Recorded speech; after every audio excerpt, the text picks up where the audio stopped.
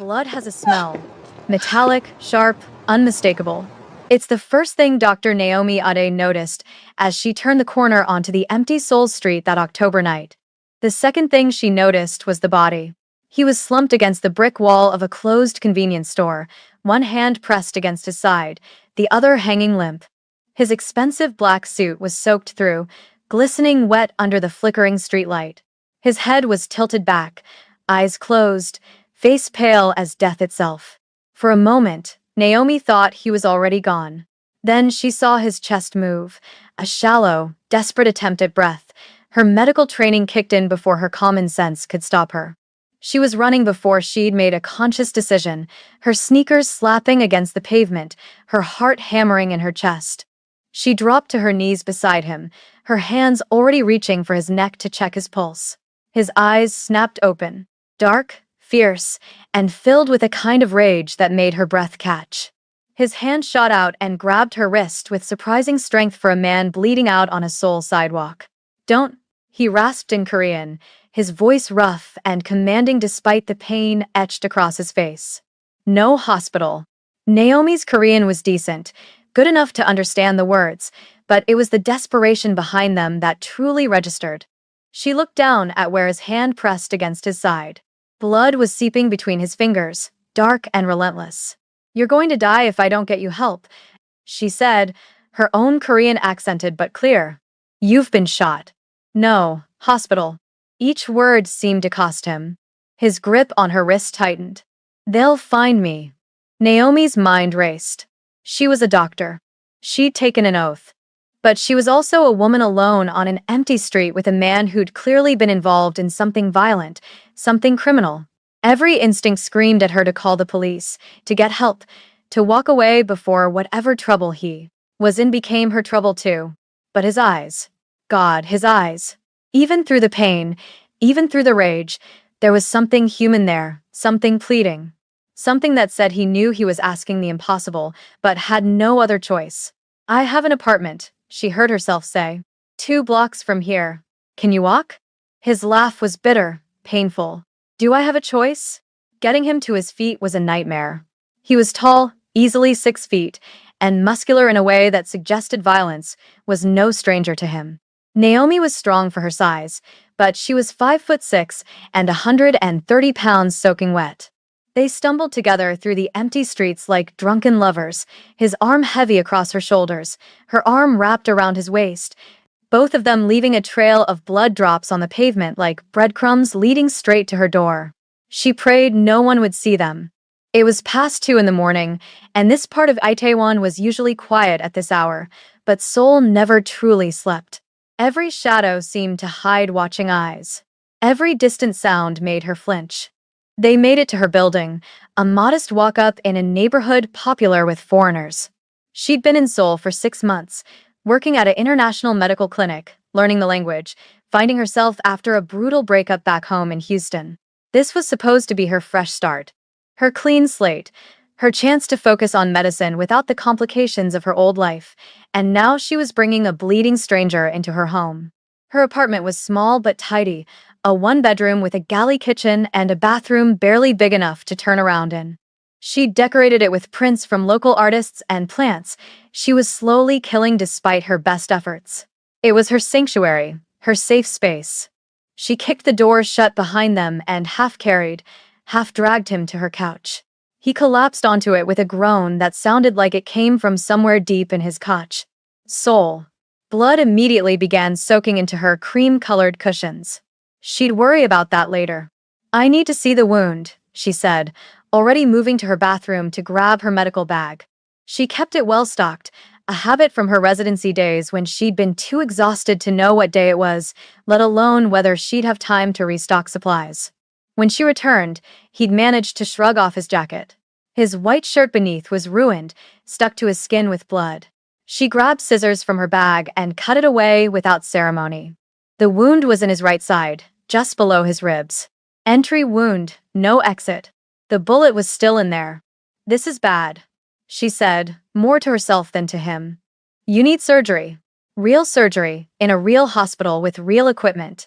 "Make do," he said through gritted teeth. His eyes were on her face, intense despite the pain. You're a doctor, I can tell.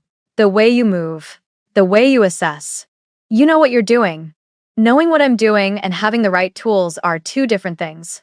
But even as she said it, she was laying out supplies on her coffee table. Gloves, antiseptic, gauze, sutures. She had local anesthetic, thank God. She had antibiotics. She had enough to stabilize him, maybe. Enough to keep him alive until morning. Maybe. What's your name? She asked as she snapped on the gloves. Keep him talking. Keep him conscious. He was silent for a long moment. Then, Jiwon. Kang Jiwon. I'm Naomi. Dr. Naomi Ade. She swabbed the area around the wound with antiseptic. He hissed but didn't pull away. This is going to hurt. A lot. I'm going to inject local anesthetic, but it won't block everything. When I go in for the bullet, you're going to feel it. I've felt worse. She believed him. There were scars on his torso, old ones. A knife wound across his ribs. What looked like a burn mark on his shoulder. This man was no stranger to violence. The question was, what kind of violence? And more importantly, what had she gotten herself into? The injection made him tense, his hands fisting in the couch cushions. She waited for the anesthetic to take effect, using the time to set up a makeshift sterile field. It wasn't perfect. Nothing about this was perfect. But it would have to do. Tell me about yourself, she said as she prepared to probe the wound. Distract yourself. Where are you from? Seoul. Born and raised. His accent was educated, refined. You? Houston, Texas. I'm here on a work visa, practicing at Seoul International Medical Center. She took a breath. This is going to hurt now. Try not to move. The forceps slid into the wound, and his entire body went rigid. A sound escaped his throat, something between a growl and a groan. Sweat broke out across his forehead, but he didn't move, didn't thrash. The control was impressive and terrifying in equal measure. She felt the forceps hit metal, got a grip, extracted slowly, carefully. The bullet came out clean, deformed from impact but intact. She dropped it into a bowl with a clink and immediately began packing the wound with gauze to control the bleeding. Got it, she said. Now I need to clean the wound thoroughly and close it. You're going to need antibiotics. Strong ones. And you need to rest. No moving, no stress, no excitement for at least a week. Not possible. Then you'll die of infection or internal bleeding. Your choice. She was cleaning the wound now, her movements efficient despite the adrenaline coursing through her system. Who shot you, Jiwon? Again, that silence. Then, someone who'll regret it. The certainty in his voice sent a chill down her spine. This wasn't bravado. This was a promise.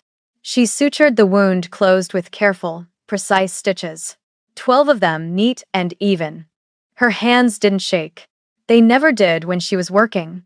It was only after, when the crisis had passed, that the trembling would start. By the time she'd bandaged him and set up an IV drip of antibiotics and fluids, dawn was breaking outside her window. Soft light filtered through her curtains, turning her living room golden. Jiwon's eyes had closed, his breathing deeper now, more regular. The pain medication she'd given him was finally kicking in. Naomi sat back on her heels and looked at him. Really looked at him. Even pale and wounded, he was striking. Sharp cheekbones, strong jaw, a face that would turn heads anywhere. His hair was black, cut short and neat. His hands, even relaxed, looked strong. Capable. There was a tattoo on his left forearm, partially hidden by the IV line. She couldn't make out the design. What had she done? She'd saved his life. That was what doctors did. But she'd also brought a man who'd been shot, a man who refused hospitals, a man who spoke of revenge with cold certainty into her home. She'd made herself complicit in whatever he was involved in.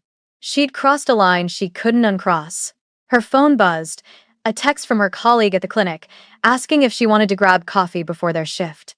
Normal life, continuing without her. She typed back a quick excuse about not feeling well, needing to rest. The lie felt bitter on her tongue. When she looked back at Jiwon, his eyes were open again, alert, watching her. Thank you, he said quietly. The words sounded strange coming from him, as if gratitude wasn't something he was used to expressing. You saved my life. It's what I do. She stood, pulling off her gloves, disposing of the bloody supplies. But you need to leave as soon as you're stable. I can't, I shouldn't. This was a mistake. You regret helping me. It wasn't a question. She met his eyes. I regret that you needed help like this. I regret whatever brought you to that street corner bleeding out. But no, I don't regret saving your life. I'm just not sure what happens next. What happens next? He said slowly, is you let me rest, let me heal. And then I'll leave. You'll never see me again. It should have been reassuring. It should have been exactly what she wanted to hear. But something in his tone suggested he didn't quite believe it himself. The day passed in a strange, surreal haze. Naomi called in sick to work, claiming a stomach bug. She checked Jiwon's vitals every few hours, changed his bandages, adjusted his medications. He slept mostly, the deep sleep of a body focused on healing. When he was awake, they didn't speak much. The television played quietly in the background, Korean dramas she only half understood providing white noise. She tried to work, to read medical journals, to do anything normal. But she kept finding herself watching him, studying him, trying to figure out who he was, what he was. The expensive suit, the scars, the tattoos she could now see more clearly, some kind of dragon design, intricate and bold, the way he'd given orders even while bleeding to death, the absolute certainty that he'd be avenged. This wasn't a random mugging gone wrong. This was something else, something organized, something dangerous. It was evening when his phone rang. She'd found it in his jacket pocket, miraculously undamaged. He'd been asleep, but his eyes snapped open at the first ring, that same fierce alertness she'd seen on the street. He reached for it, wincing at the movement. Don't answer it, she said. You need to rest. He answered it anyway. Yes. A pause. I'm alive. Obviously. Another pause. Longer this time. That's not your concern. Handle it. His eyes flickered to Naomi. No. I'm somewhere safe. That's all you need to know. He ended the call and let the phone drop onto the couch beside him. Naomi stood in the kitchen doorway, arms crossed, watching him. Your people are worried about you. My people know better than to worry. He shifted, trying to sit up, and gasped at the pain. She was beside him in an instant, hands gentle but firm, easing him back down. Stop moving. You're going to tear your stitches. She checked the bandage. No fresh bleeding. Thank God. Who are you, really? And don't just give me a name. What are you involved in that gets you shot and makes you afraid of hospitals? For a long moment, she thought he wouldn't answer. Then he sighed, and suddenly he looked tired. Not physically tired, though he was that too. But tired in a way that went deeper. Soul tired. My family owns things, he said carefully. Businesses. Legitimate and otherwise. I'm the second son. The expendable one. Or so my enemies thought. Your family. The pieces were clicking into place. The Kang family? His eyes sharpened. You've heard of us. She had. Everyone in Seoul had, if they paid attention to the undercurrents of the city, the Kang Syndicate. Old money, older power. They owned restaurants and nightclubs, import-export businesses, real estate, and beneath it all, whispers of other things. Darker things. Protection rackets. Gambling. Worse. Oh God, she breathed. Oh God, I brought a mobster into my apartment. I prefer the term businessman with diverse interests. There was dark humor in his voice. But yes, if you want to be crude about it, I'm what you'd call a gangster. And someone in a rival organization decided tonight was a good night to try to eliminate me. They failed. They'll regret that failure. Naomi backed away from the couch, her heart racing. This was worse than she'd thought. So much worse. You need to leave. Now. I don't care if you're healed or not. You need to get out of my home. I can't walk yet. It was a simple statement of fact. The wound, the blood loss. Give me another day. Maybe two. Then I'll leave. No. No, I can't harbor a criminal. I'm a doctor. I have a visa. I have a career. If anyone finds out, no one will find out. He tried to sit up again, managed it this time despite the obvious pain. Naomi, look at me. She did. Those dark eyes held hers, intense, and unreadable. You saved my life. That means something. In my world, that means everything. You're under my protection now. No one will touch you. No one will harm you. You have my word. Your word. I don't even know you. And your protection? I don't want to be protected by a criminal syndicate. I want you gone. I understand that. And I will leave as soon as I'm able. But right now, the people who shot me, they're looking for me. If they find me here, they'll kill us both. So it's in both our interests that I stay hidden, that I heal quickly, and that I disappear from your life as soon as possible. Agreed? The logic was sound, even if the situation was insane. Naomi closed her eyes, pressing her palms against them. This couldn't be happening. This couldn't be her life. She'd come to Seoul to escape drama, to focus on medicine, to find peace. And now she had a mafia prince bleeding on her couch. 48 hours, she said finally, lowering her hands. You have 48 hours. Then you're gone, and we never speak of this again. Agreed. But even as he said it, even as she nodded and turned away to busy herself in the kitchen, they both knew it was a lie. Some lines, once crossed, couldn't be uncrossed. Some debts, once incurred, couldn't be easily paid. She'd saved his life, in his world, that created a bond. A connection.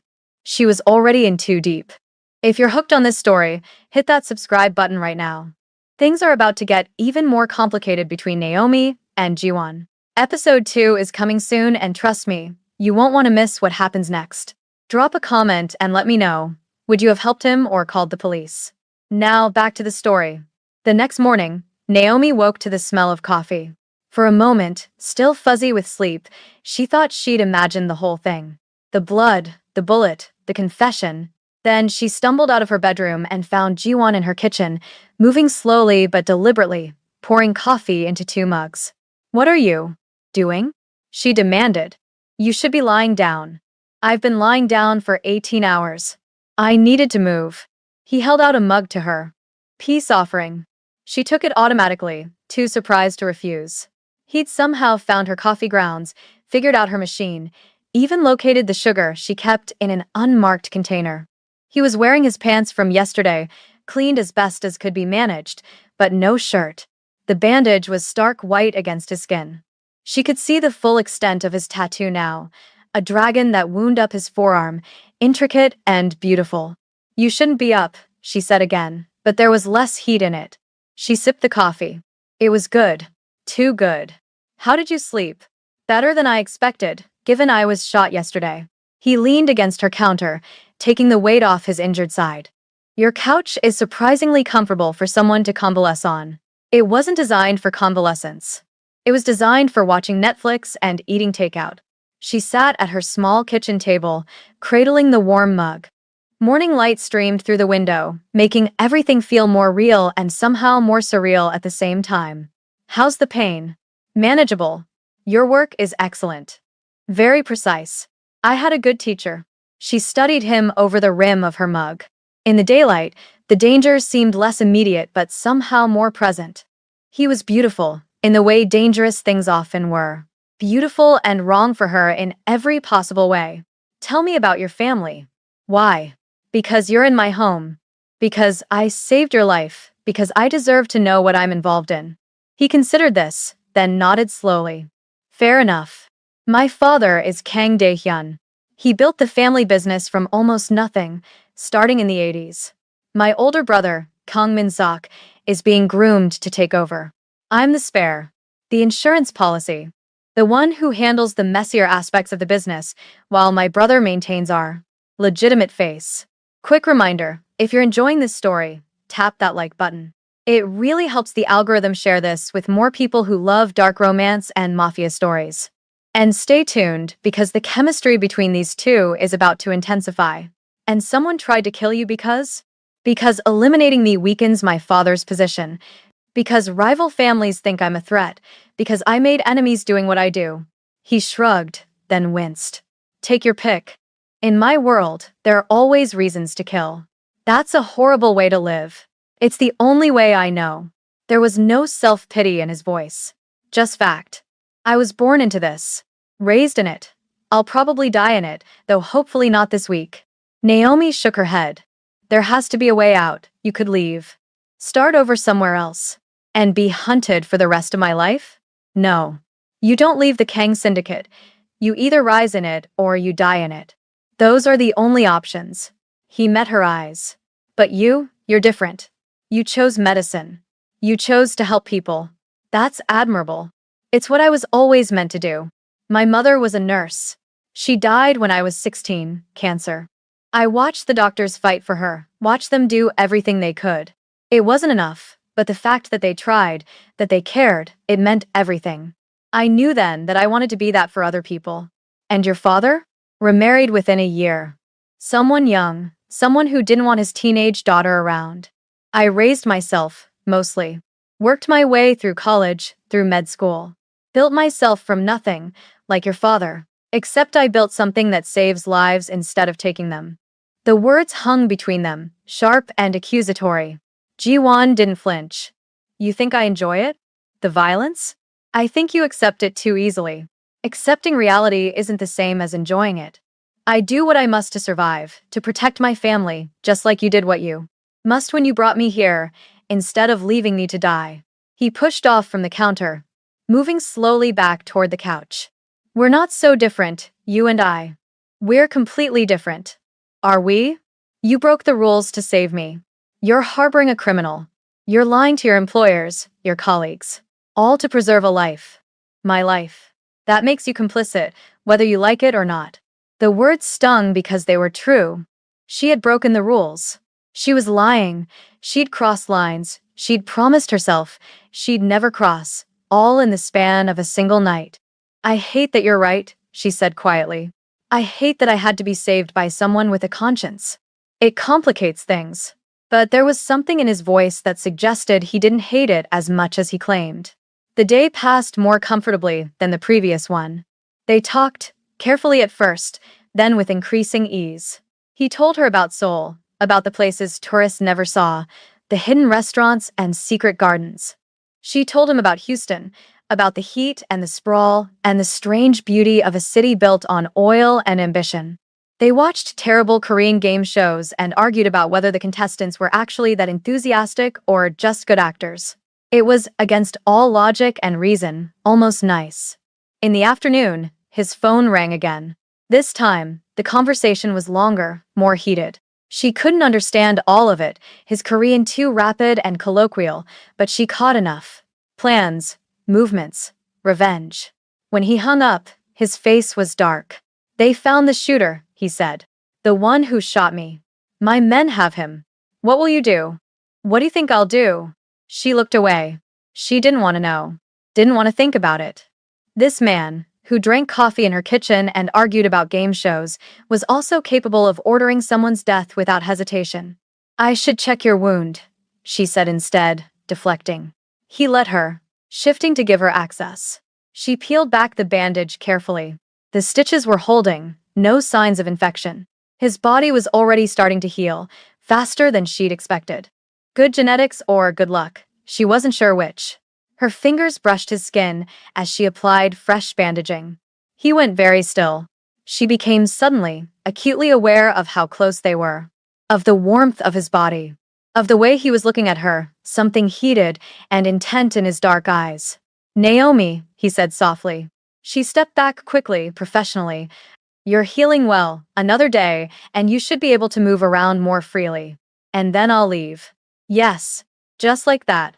I'll walk out of your life, and you'll go back to your clinic and your normal existence. That's the plan. Plans change. He was still looking at her in that intense way. You saved my life. In my world, that creates a debt. A bond. I don't want your debt or your bond. I want you healed and gone. Liar. The word was soft but certain. You feel it too. This connection. This pull. You can lie to yourself, but not to me.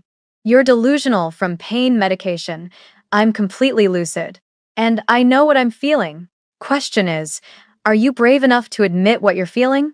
Naomi turned away, busying herself with putting away the medical supplies. Her hands were shaking now, that post-crisis tremor finally catching up with her. I'm feeling like I made a mistake. Like I should have called the police from the start. But you didn't. And you won't. Because despite everything, despite knowing what I am, you don't regret saving me. You don't want me to leave. Not really. Stop. Why? Because I'm saying things you don't want to hear. Because I'm right? She whirled on him. Because this is insane. You're a criminal. I'm a doctor. You live in a world of violence, and I live in a world of healing. There's no universe where this, whatever this is, makes sense. Sense is overrated. He stood, slowly, carefully, moved toward her. She should have backed away, should have maintained distance. But she didn't. You're the first person in years who's looked at me and seen a man instead of a monster or a tool. Do you know how rare that is? G1. You're brave and brilliant, and you risked everything to help a stranger. That's not common. That's extraordinary. He was close now. Too close. She could feel the heat of him, could see the flecks of gold in his dark eyes. Her heart was racing, and it had nothing to do with fear. This is a bad idea, she whispered. Terrible idea, he agreed. The worst. Neither of them moved away. Before we see what happens next, let me know in the comments. Are you Team Naomi or Team G1? Do you think she should run or stay? And if you haven't hit that subscribe button yet, do it now. Episode 2 is dropping soon, and things are about to get dangerously complicated. His phone shattered the moment, ringing with sharp insistence. He closed his eyes, jaw tightening in frustration, then stepped back and answered it. What? A pause. His expression changed, going cold and hard. When? Another pause. Increased security. No one in or out without clearance. I'll be there when I can. He ended the call and looked at Naomi. I need to leave. Tonight. You're not ready. It doesn't matter. There's a situation. My presence is required. You'll tear your stitches. You'll bleed out. Then come with me. Monitor my condition. Make sure I don't die stupidly after you went to all the trouble of saving me. Come with you where? My home. It's secure, private. You'll be safe. And you can ensure I don't undo all your excellent medical work. I can't just leave my life for one night. Just one night. Please. The word please sounded strange coming from him.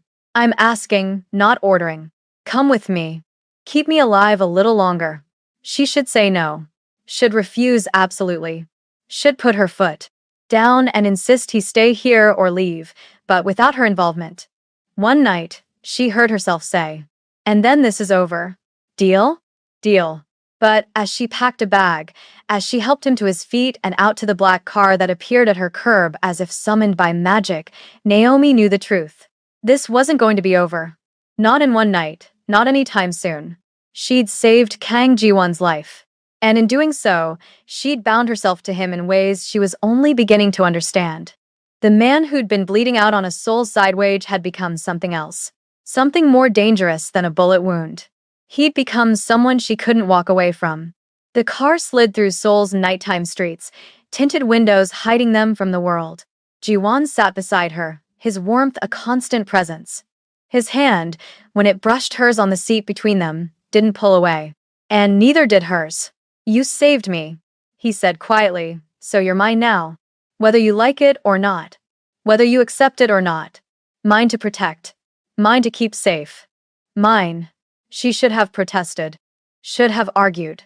Should have rejected the possessiveness in his voice and the certainty in his words. But all she could do was watch the city lights blur past and wonder what she'd really saved that night on the empty street. A life? Or her own downfall? The answer, she suspected, was both. Outside her window, Seoul gleamed and beckoned, beautiful and dangerous in equal measure. Just like the man beside her. Just like the future she couldn't see but could feel approaching, inevitable as dawn. She'd crossed a line. She'd saved a monster, or a man, or something in between, and now there was no going back. The car carried them deeper into the night, toward a world of shadows and violence and impossible choices. Toward a penthouse fortress where safety and captivity were two sides of the same coin. Toward a future Naomi couldn't predict but somehow couldn't turn away from. She'd made her choice on that empty street, and now she'd have to live with the consequences, whatever they might be.